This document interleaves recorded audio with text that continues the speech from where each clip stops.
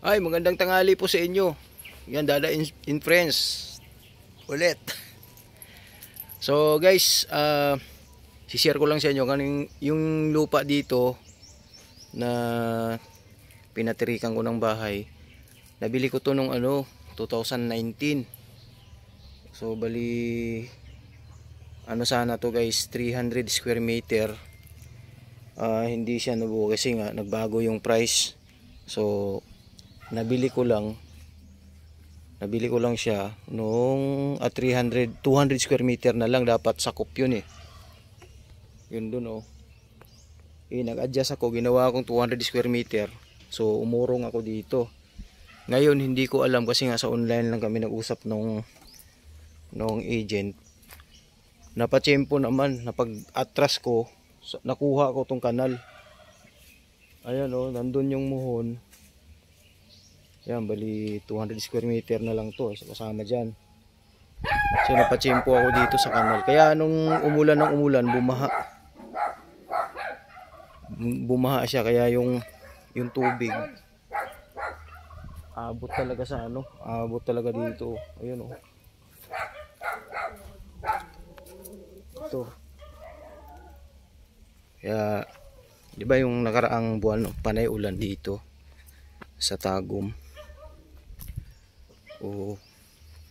Nanginayang ako guys, yun doon dapat ang kasama sa akin, dapat din ako umatras doon na dapat. Yung kapatid ko.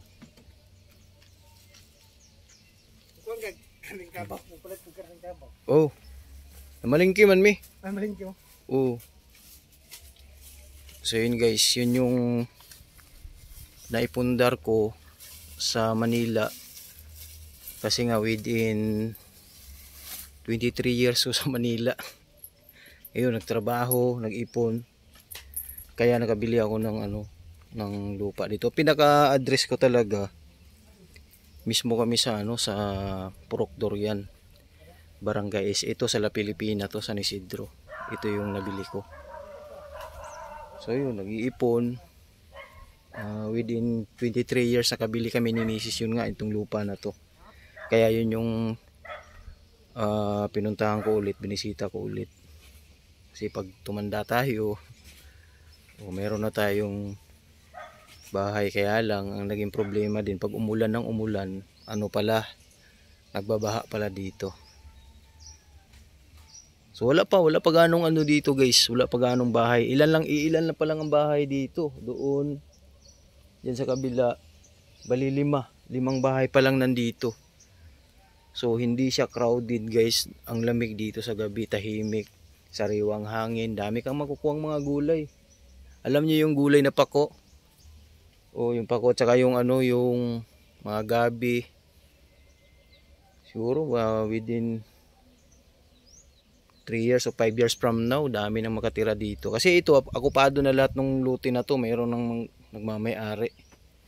May mga may mga per slot kasi to So meron na tong may-ari itong mga lupa dito. Swerte ako noon kasi nabili ko lang siya na medyo mura. Pero ngayon nung nag-inquire ako ngayon sa opisina, yung presyuhan nila dati nag times 4 na ang halaga.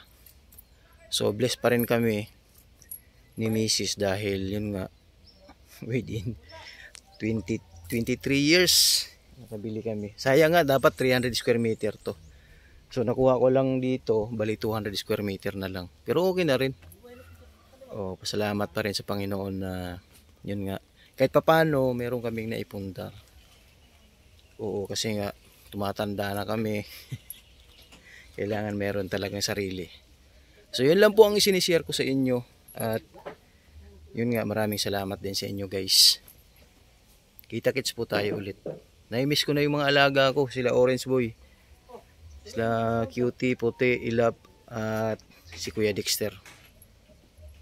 Siyempre shoutout po sa inyong lahat mga mahal kong followers. Siyempre sa mga laging sumusuporta sa amin. Thank you so much po sa inyo lahat guys. Kita-kits po tayo ulit. Yung yung lutuan namin yung kusina. Bagong gawa lang to. pag umulan, basa. Temporary lang naman. So yun lang guys.